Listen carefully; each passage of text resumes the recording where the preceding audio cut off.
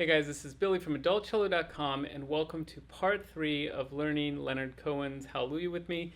So, just to keep you up to date in case you missed the first two parts, there's links to them below, and there's also links to my copy of the sheet music below. It has all my fingerings and bowings, so go ahead and check that out. Today is a very exciting day for part 3 because we're finally going to put the bow to use. Okay, so we spent the first two parts basically getting the left hand situated and comfortable. We're going to go ahead and work on the bow. Part of that is talking a little bit about pop music. In general, what we're going to do to kind of make this a little less classical sounding, the biggest thing, I think, I still want to retain a lot of beauty of sound. It doesn't have to be wispy or you know, ponticello or any kind of strange weird technique involved. In a classical setting, I would probably hold notes to the full value that they're marked on the page. In Hallelujah, for example, if you listen to someone singing it, they hardly ever sing the full value of the notes all the time.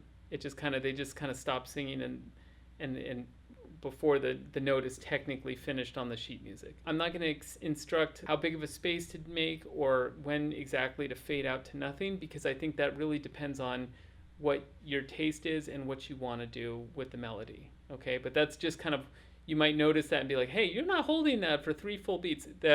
That's intentional here because this is like a pop melody and I'm trying to play as close as the way I would sing it. Okay, so now you're warned. So let's go ahead, we'll just jump in and we're going to do the same style as parts 1 and 2. So we're going to go step by step and build bar by bar and then splice everything together. So looking at bar 5, this is like a very, very like 6/8 comfortable 6/8 rhythm where you have quarter note followed by an eighth note. Well, I'm going to put the metronome on again to 130. All right, so here's bar 5 without the pickup. Here we go. 1, 2, 3, 4, 5, 6.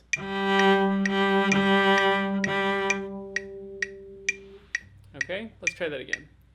1, 2, 3, 4, 5, 6. Good. And another thing you'll probably notice is that although we have a quarter note and then an eighth note, which is technically only half the value of a quarter note, I'm not dividing it like 2 units of length and then the eighth note gets 1 unit of length. It's much more bow speed and bow use on the quarter note, and then kind of a much smaller amount of bow used on the eighth note. Okay, here we go. Let's do bar 6, and then we'll go ahead and do 5 and 6 together with the pickup to 5.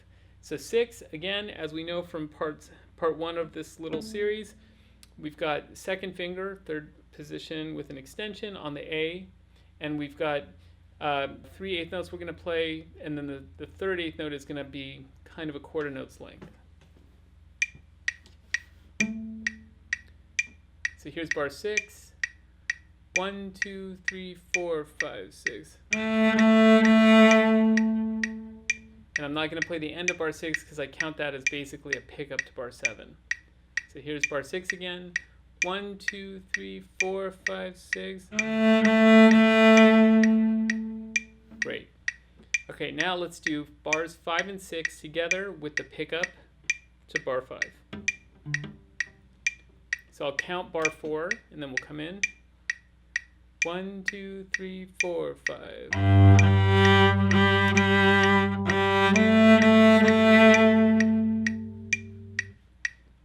All right, great. Let's try that again. All right, here's bar 4. 1, 2, 3, 4, 5.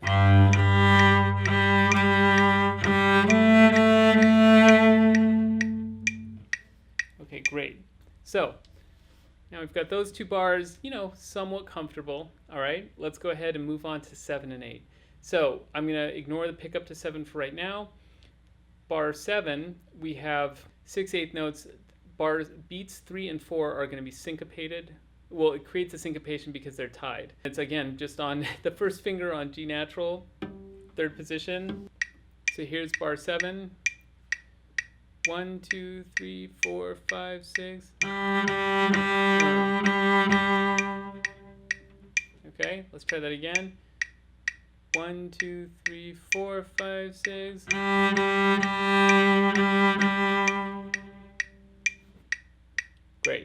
Okay? And then let's go ahead and do the pickup to bar 7, because that's the kind of a little tricky in the sense that I'm in third position extension, so I'm playing it with the fourth finger on the G string, and it's a little pickup, and it involves a string crossing. So what I would say is make sure your arm is not making a huge motion to accomplish this string crossing. And also the other thing I would try to do, you need to kind of dig out that note, the pickup note, because it is on the G string, but I don't want to give it too much sound, otherwise it kind of like honks like unmusically. So what I'm going to try to do is dig with, you know, a good amount of weight, but not too much speed, otherwise you just get a big kind of ba da da da, and then it's that, at least for me, that's not what I intend musically. So here's the pickup to 7, small amount of bow, but you know, supported sound. 1, 2, 3, 4, 5.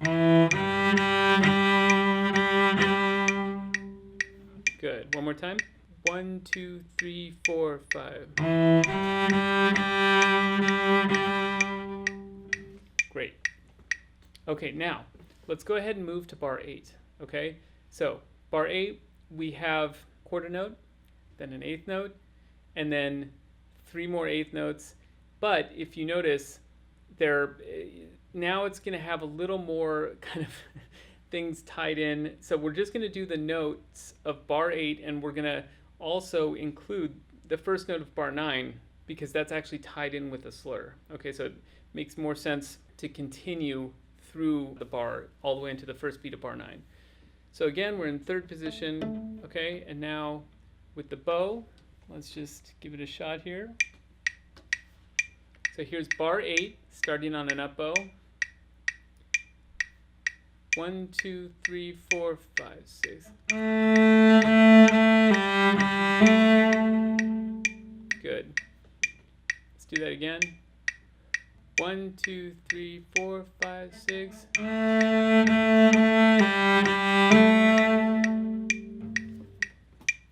Good. So here I am trying to maybe think of the overall phrasing I would do at like kind of at the end of the day, but more importantly than that, because it can be hard to kind of like, this is like a very small snapshot of the melody, so to kind of shape it exactly how it'll be final product is difficult, doable, but difficult. What I really want to do is make sure that each note that I'm playing is supported, it sounds good, there's no notes that are kind of like scratchy, surfacey, and that the two hands feel coordinated. That's like the biggest thing. And then from there, from establishing that base of really nice sound production, really good coordination between the two hands, then you can continue to fine tune kind of the melodic contour exactly how you want. But that's a really good way to kind of get off to the best start. All right. So now let's go ahead and we'll put 7 and 8 together with the pickup. And by 7 and 8, and I also mean the first beat of 9, because that's kind of how we practiced it. So here's the pickup to 7. 1, 2, 3, 4, 5.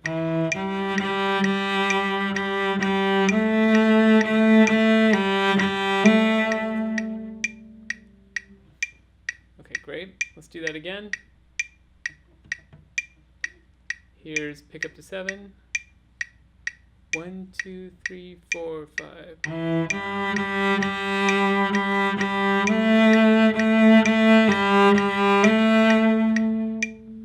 Great. Okay, so now let's go ahead and do 9. Okay, so 9, what we'll do is we'll do the pickup, we'll do the last of 8 into 9 since that's slurred. And so this is one of those situations where we have basically a highly syncopated bar in 9, because it starts with an eighth note, and then you get a longer note on beat 2, which kind of makes it almost sound like that's the pulsed beat, the pulse of the bar, but it's not. And then that's tied over beat 4, which would be the second pulse usually in a 6/8, and that's going to be up bow, and then you just have 5 and 6 are just separate strokes, and then that gets us right into 10. So here's 9 with the pickup. 1, 2, 3, 4, 5. Good. And for me, if I'm talking about kind of general peaks and valleys, for me personally, this bar 9 would be probably the biggest moment in this first part of the melody. I think bar 18 is the peak of the entire melody that we're learning, but this bar 9 is a second tallest peak of the mountainous terrain of the melody. Okay, so let's go ahead and look at bar 10 now. Actually, the bowing is very according to a typical 6/8 pattern, because we have, the first pulse, which is beats 1 through 3, that's slurred together, the quarter note and the eighth note, and then eighth notes 4, 5, and 6 are slurred together as well. Okay, so this will be much more kind of a balanced feel in the bow arm versus all this syncopated stuff we've just been getting through. And I should add that bar 10 is also the first bar where we're going to have a shift. So what you're going to do with the bow is just kind of lighten up and not stop the bow and not take the weight out of the bow completely, but just kind of lighten up so that as you shift back, you hear a tiny bit of a comet's tail of the shift, but you just don't hear like a kind of a big trombone slide as you move back to first position. Okay, here's 10. 1, 2, 3, 4, 5, 6. Let's do that again. 1, 2, 3, 4, 5, 6. Great. Okay, now let's go ahead and put 9 and 10 together, all right? And we're going to do the pickup to 9 because that's how we've been practicing it, because it's slurred. All right, so here's a pickup to 9. 1, 2, 3, 4, 5.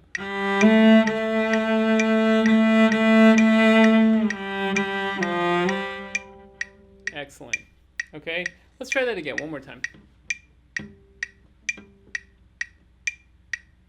1, 2, 3, 4, 5.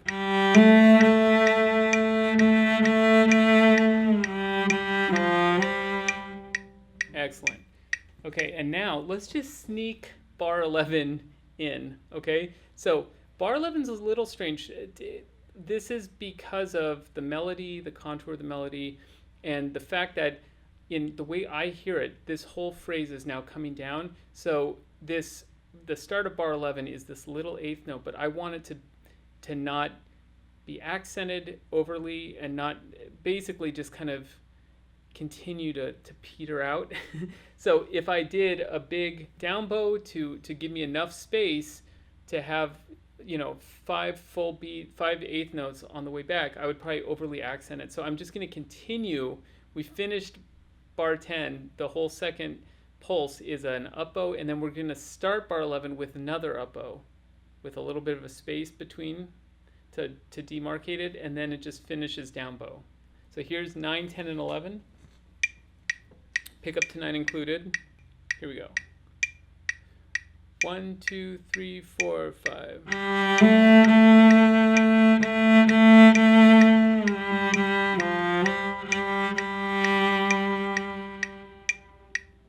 Great. And you don't have to hold that as long. You can just kind of, however you would do it vocally. One more time. 9, 10, and 11. 1, 2, 3, 4, 5.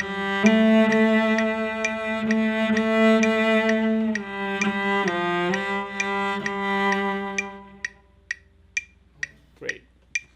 Okay, so now let's go ahead and see if we can put 5 through 11 together, because that's a big chunk for today's work. Okay, that's the first major part of the melody stated together. So including the pickup to bar 5. So I'll start with bar 4, counting. Here we go. 1, 2, 3, 4, 5.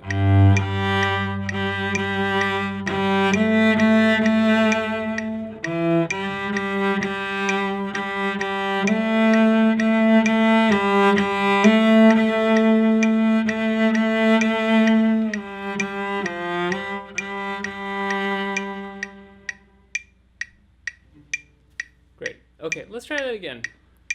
All right, pick up to bar 5. Here we go. 1, 2, 3, 4, 5.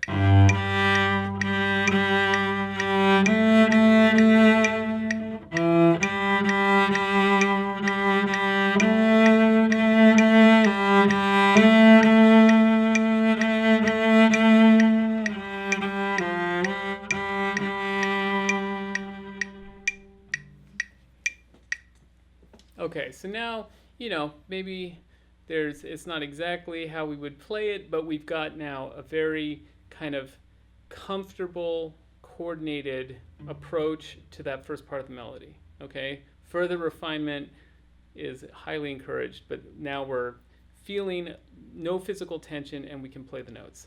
All right, so let's go ahead and we're going to add the second part. So that's pick up to 13 through 16, and then we'll be good and ready for you to go ahead and practice before next week's final part. All right, so here we go. Looking at 13, now here's where the bowing gets a little bit interesting. Doing a typical 6/8 bowing pattern, you have quarter, eighth note, quarter, eighth note, quarter, eighth note, quarter, eighth note for bars 13 and 14, and you could just go, like per pulse, like 3 beats per bowing. What we're going to do here is a little different because we're going to try to build in a natural kind of large crescendo to help the music feel more and more energized. Okay, so that's explanation for what's coming up because it might be a little surprising. So here's 13.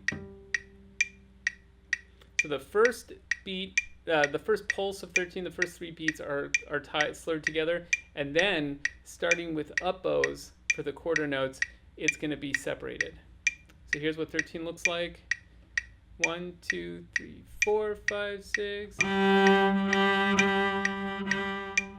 So I feel a little stranded out here, closer to the tip, and that's on purpose, and I'm also coming down on purpose. Okay, so one more time. Here we go. 13. 1, 2, 3, 4, 5, 6. Okay, so much quieter. And we'll do the pickup now just to add it in so we're not surprised by it. 1, 2, 3, 4, 5. Great. Now, 14 is where we start to lengthen these quarter notes and build the crescendo. And there's a shift at the end of 14. Okay, so again, do your sleight of hand bow magic to kind of erase some of the shifting sound. Okay, so 14 will look like this. 1, 2, 3, 4, 5, 6.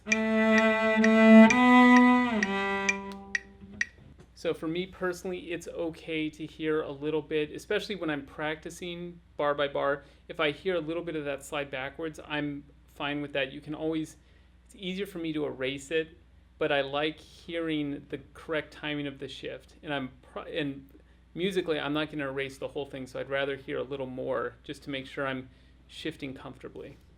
All right, now, because this is such like a clear two-part, these 2 bars are so related in terms of the crescendo they're making, let's just skip right to 13 and 14 together. It's going to make a lot more sense.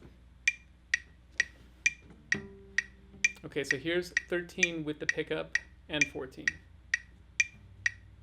1, 2, 3, 4, 5.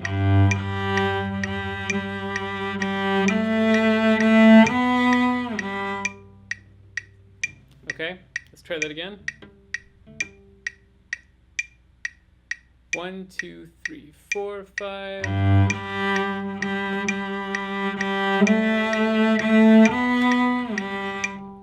And then this is so hard to stop bar by bar sometimes because it's like you just know what's coming next. Okay, now moving on to 15, we have 3/8 notes, and you're going to be, closer to the frog. You don't have to be at the frog, but you'll be in the lower half of the bow for that.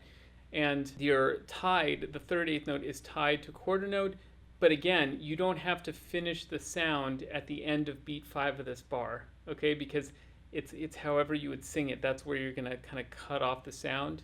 And then we're going to forget the last bar, the last beat of 15, because I'm going to count that as the pickup to 16, okay? So here's bar 15, which is basically the first 5 beats.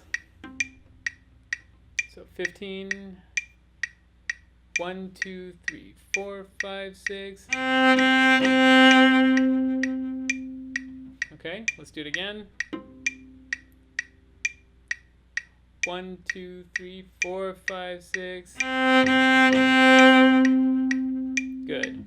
Now 16, you will start with the pickup, which is the end of 15, and then so 15 we end the beat 3 is a down bow, and then we're just going to add the pickup as another down bow, and so 16 starts as an up bow. So I'm going to go maybe 3/4 of the way out to, because that's about where I would probably be. Somewhere in this area is where I'm going to be starting the pickup for 16. So here's with the pickup, bar 16, 1, 2, 3, 4, 5. And for me personally, what I'm going to do here, just to be safe, on that open string pickup, I'm going to definitely try my hardest to play like under. If anything, give it less than I would normally, because that really serves as a pickup. So it's not a truly important note. The feel of it is very important, but it's not a note that should be highlighted. But playing an open A string, sometimes it just kind of booms out and there's no vibrato, and it just kind of punches, and it's like a very metallic sound. And so what I would do is practice it really not daintily with the bow, because I don't want to feel nervous about it while I'm playing it at tempo, but really get used to kind of massaging out a very small eighth note so that it doesn't, it just flows nicely and it doesn't stick out to our ear. All right, so let's put 15 and 16 together. Again, this is one of those situations where it's going to make more sense as when we play them together.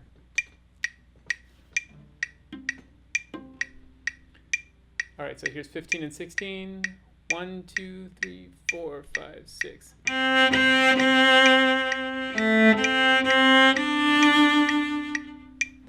And I'm purposefully not playing the last beat of 16, because again, that to me is the pickup to 17. All right, one more time, 15 and 16. 1, 2, 3, 4, 5, 6.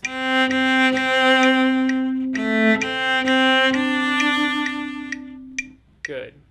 Okay, so let's go ahead and put 13 through 16, and then we'll just go ahead and play from 5, where we started today, all the way through the end of 16, and that'll have us pretty much set with the first half of this melody. And this tempo, by the way, to me is a little under what I would perform it at. It's a little more plodding. It doesn't have as much of the 6/8 feel at this tempo, but it's a respectable tempo. So you're learning it at a truly, respectable tempo and without physical tension, which is excellent. Okay, so here we go. Pick up to 13 all the way through 16. 1, 2, 3, 4, 5.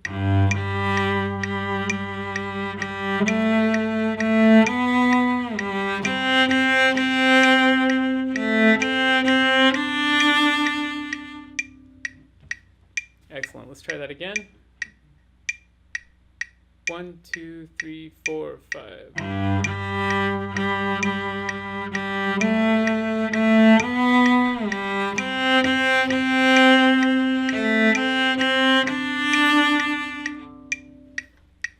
Excellent. Okay, so shapes coming together. Let's go ahead and do pick up to 5 all the way through the end of 16, and then I'll see you next week for part 4. 1, 2, 3, 4, 5.